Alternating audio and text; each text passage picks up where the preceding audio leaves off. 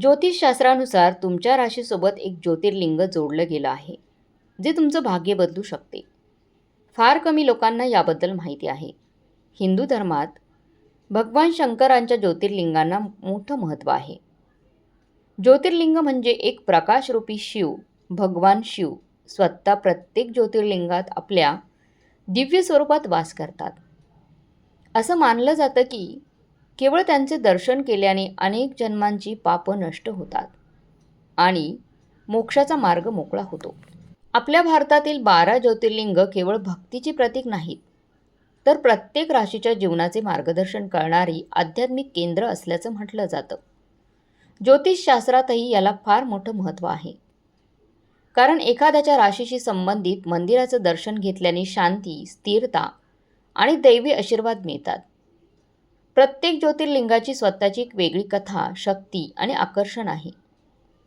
असे म्हटले जाते की भगवान शिव त्यांच्या भक्तांना त्यांच्या राशीनुसार वेगवेगळ्या प्रकारची कृपा देतात. तुमच्या राशीचे ज्योतिर्लिंग कोणते आहे ते जाणून घेऊया. आपण या व्हिडिओमध्ये पाहणार आहोत. पहिली रास आहे मेष रास. रामेश्वरम ज्योतिर्लिंग. या ज्योतिर्लिंगाची स्थापना श्रीराम वनवासात असताना केली होती. श्रीराम हे सूर्यवंशी असून ते सूर्याचे प्रतिनिधित्व करतात.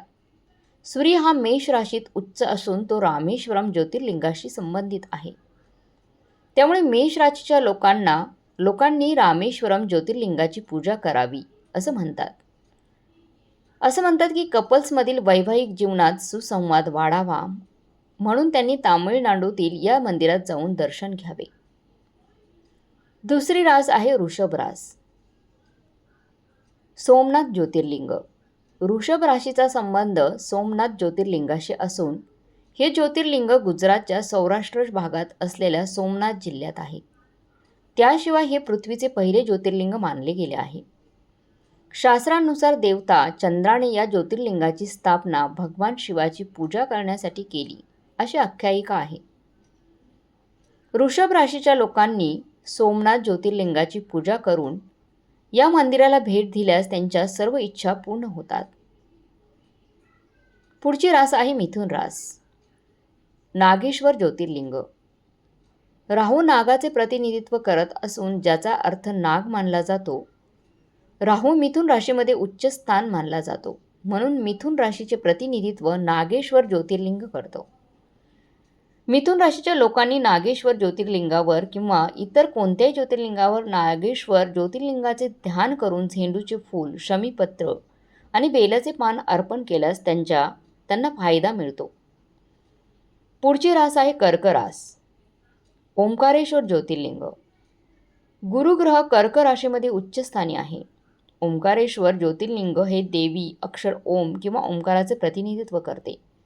हे दक्षिणमुखी ज्योतिर्लिंग असून ते मध्य प्रदेशातील मांधाता नावाच्या सुंदर बेटावर आहे. या मंदिरात कर्क राशीच्या लोकांनी पूजा केल्यास त्यांना द्विगुणित फळ मिळते. पुढची रास आहे सिंह रास. वैद्यनाथ ज्योतिर्लिंग. सिंह राशी सूर्याच्या मूल त्रिकोण चिन्हाचे प्रतिनिधित्व करते, म्हणून झारखंडच्या देवघर जिल्ह्यात स्थित वैद्यनाथ किंवा वैद्यनाथ ज्योतिर्लिंगाशी सिंह राशीचा संबंध जोडला गेलेला आहे. जुन्या पौराणिक कथानुसार या ज्योतिर्लिंगाची स्थापना लंकेचा राजा आणि राक्षस रावणाने केली आहे. या ज्योतिर्लिंगाची पूजा केल्याने आरोग्य, व्यवसाय, कौटुंबिक आणि राजकारण इत्यादीतील अडचणी दूर होतात अशी मान्यता आहे. पुढची रास आहे कन्या रास. मल्लिकार्जुन. या राशीत बुध ग्रह उच्च स्थानी आहे. वाणी, व्यवसाय, शिक्षण इत्यादी वरदान मिळण्यासाठी कन्या राशीच्या लोकांनी मल्लिकार्जुन ज्योतिर्लिंगाची पूजा करावी असं ज्योतिषशास्त्रात सांगण्यात आलेलं आहे. मित्रांनो, हे ज्योतिर्लिंग आंध्र प्रदेशात कृष्णा नदीच्या तीरावर त्रिशैल नावाच्या पर्वत शिखरावर वसलेला आहे. पुढची रास आहे तुळा रास. महाकालेश्वर. तुळ राशीचा संबंध महाकालेश्वर ज्योतिर्लिंगाशी जोडला गेला जातो. तुळ राशीत शनिवरचा असून शनीचे दुसरे नाव काळ असं म्हटलं जातं. तुळ राशीच्या लोकांनी अद्भुत आरोग्याचे वरदान मिळवण्यासाठी महाकालेश्वर ज्योतिर्लिंगाची पूजा करावी किंवा पूजा केली जाते. असे मानले जाते की जर एखाद्या व्यक्तीने मध्य प्रदेशातील उज्जैन या पवित्र शहरात असलेल्या महाकालेश्वर मंदिराला भेट दिली आणि पूजा केल्यास अकाली मृत्यूच्या भीतीपासून ते दूर राहतो अशी मान्यता आहे. पुढची रास आहे वृश्चिक रास. घृष्णेश्वर ज्योतिर्लिंग. वृश्चिक राशीत दुहेरी मालिकेचे स्थान असून हे मंगळ आणि केतू यांचं वर्चस्व आहे. मंगळ आणि केतू या ग्रहांच्या अशुभ प्रभावांना तोंड देत असलेल्या जातकांनी घृष्णेश्वर ज्योतिर्लिंगाची पूजा करावी असं म्हणतात. दुधात केशर टाकून या ज्योतिर्लिंगाला अभिषेक करावा. हे ज्योतिर्लिंग महाराष्ट्रातील औरंगाबाद जिल्ह्यात वसलेलं आहे. पुढची रास आहे धनुरास. काशी विश्वनाथ ज्योतिर्लिंग. ही गुरुची मूलत्रिकोण रास असून ती जीवन मोक्ष दर्शवते. काशी विश्वनाथ हे जीवाला मोक्ष प्राप्तीच्या मार्गाकडे नेतो अशी मान्यता आहे. विश्वनाथ म्हणजे जगाचा मालक किंवा स्वामी म्हणून भगवान शिव इथे सर्वोच्च देवता म्हणून वास्तव्य करतो. धनुराशीच्या लोकांनी या ज्योतिर्लिंगाला अभिषेक करावा किंवा काशी विश्वनाथाचे ध्यान करून शिवलिंगाला दुधाने आणि जलाने अभिषेक करणे शुभ मानले जाते. हे ज्योतिर्लिंग उत्तर प्रदेशातील वाराणसी शहरात वसलेले आहे. पुढची रास आहे मकर रास. भीमाशंकर ज्योतिर्लिंग. मकर राशीत मंगळाची उन्नती असून कर्क राशीच्या कमकुवत राशीत मंगळ असेल किंवा त्यांच्या जन्मपत्रिकेच्या 7व्या भावात मंगळ असल्यास या ज्योतिर्लिंगाचे दर्शन घेण्याचा सल्ला ज्योतिषशास्त्रात दिला जातो. मातेश्वर महादेव या नावाने हे ज्योतिर्लिंग प्रसिद्ध आहे. हे महाराष्ट्रातील सह्याद्री पर्वत रांगेतील पुण्यात हे मंदिर आहे. मकर राशीच्या लोकांनी भीमाशंकर ज्योतिर्लिंगाचे ध्यान करून दूध आणि जलाने अभिषेक करावा. त्यांच्या आयुष्यात खूप चांगला बदल तुम्हाला जाणवेल. पुढची रास आहे कुंभ रास. केदारनाथ ज्योतिर्लिंग. हे ज्योतिर्लिंग उत्तराखंडमध्ये असून ते कुंभ राशीशी जोडले गेले आहे.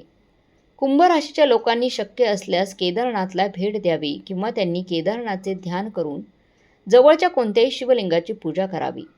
शिवलिंगाला पंचामृताने अभिषेक करावा. त्यांनी कमळाचे फूल आणि धोत्रा अर्पण करावा. पुढची रास आहे मीन रास. त्र्यंबकेश्वर ज्योतिर्लिंग. मीन राशीत शुक्र उच्च असून शुक्र लक्झरी, आराम आणि सांसारिक सुख देणारा कारक आहे. ज्या लोकांच्या जन्मपत्रिकेच्या 6व्या घरात शुक्र असतो त्यांनी या ज्योतिर्लिंगाची पूजा करावी असं सांगण्यात आलं आहे. गंगाजलात गुळ मिसळून त्र्यंबकेश्वराचे ध्यान करून हे ज्योतिर्लिंग किंवा जवळच्या शिवलिंगाला अर्पण करावे. हे ज्योतिर्लिंग महाराष्ट्रातील नाशिक शहरात वसलेले आहे. तर मग मित्रांनो, अशा प्रकारे 12 राशींची 12 ज्योतिर्लिंग आहेत. प्रत्येक राशीनुसार आपण त्या ज्योतिर्लिंगाची पूजा किंवा मनोभावे उपासना केली तर त्यांचं फळ नक्कीच तुम्हाला मिळतं. मित्रांनो, हा व्हिडिओ तुम्हाला कसा वाटला कमेंट बॉक्समध्ये नक्की कळवा. याबद्दल तुम्हाला पूर्वी माहीत होती का नव्हती याचे पण मला कमेंट्स करून नक्की कळवा. आणि व्हिडिओ आवडला असेल तर चॅनलला लाईक, शेअर, सबस्क्राईब नक्की करा.